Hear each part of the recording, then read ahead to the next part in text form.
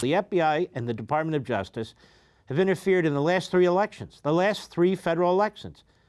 2016, the midterm election, just now, and back in 2020. And now they're interfering in 2024. We can't have that. It's time to take a wrecking ball to the Judicial Operation in Washington, D.C. It's a Democrat mob operation, the Department of Justice and the FBI.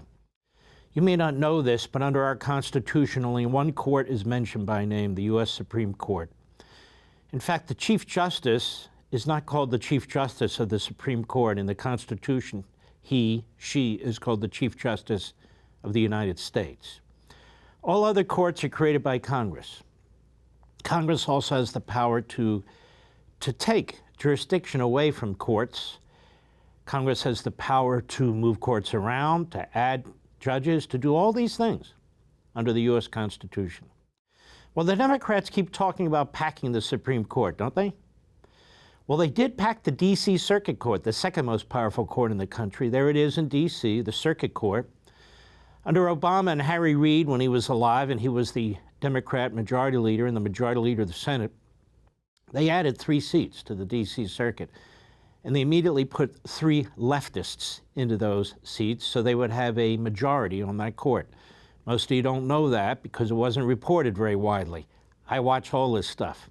So the circuit is now pretty weak from a constitutionalist perspective.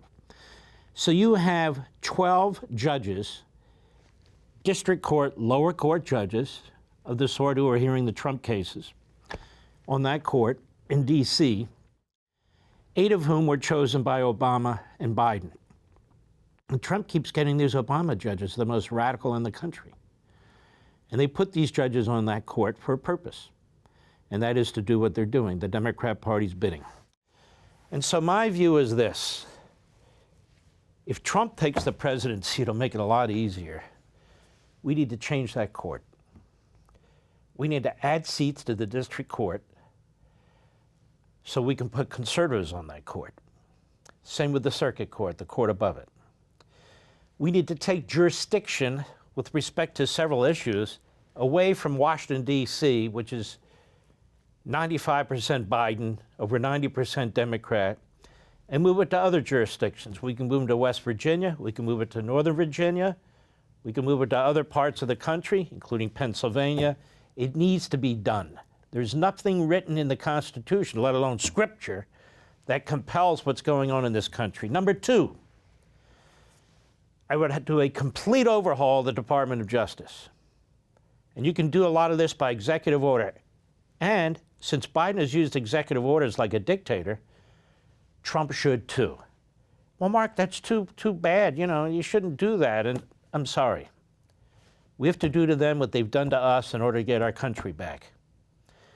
And what do I mean by that? I mean they should be appointing an immediate special counsel to go after the Biden crime family, specifically Joe Biden, to target him, just the way Trump has been targeted. That's why you appoint a special counsel. They use all their resources not to so much investigate crimes, to target an individual and find dirt on them. We should do that. And that special counsel should be somebody who's up to the job. And there's a number of people who are, not me, I've got other things to do. But you understand what I mean. I speak from here, and we have a lot of influence, or at least enough, from this podium. Then they should include in the special counsel's investigation the responsibility of digging into who at the Department of Justice and FBI, and anywhere else for that matter, but particularly those 2 entities, who were involved in interfering in this election. We want to see their notes. We want to see all kinds of data they keep. That is, we want to see texts. We want to see emails. We want to conduct depositions. We will have a special federal grand jury to do exactly that. In other words, to me, this is a collusion. This is a collaboration of bureaucrats, of Democrats in the Department of Justice, in the FBI to take on Trump, and really to take out the Republican Party. But there's some Republicans who are just too stupid to understand that. I've had enough of Pence. I've had enough of Bill Barr. I've had enough of McConnell. I've had enough of all these phonies, frauds, and reprobates.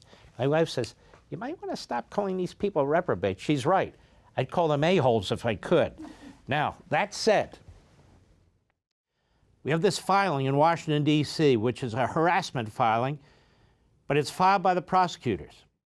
And we have a judge right now there, the most radical of the bunch, Chutkan. And she's writing her decision as I speak. I suspect she's going to uphold what the government wants, which is a gag order of the former president of the United States who's running for president of the United States. So everyone can talk except the defendant, except the man running for president of the United States. This is part and parcel of the whole effort to influence this election. Rain down indictment after indictment in multiple jurisdictions at the federal level, at the state level, at the local level.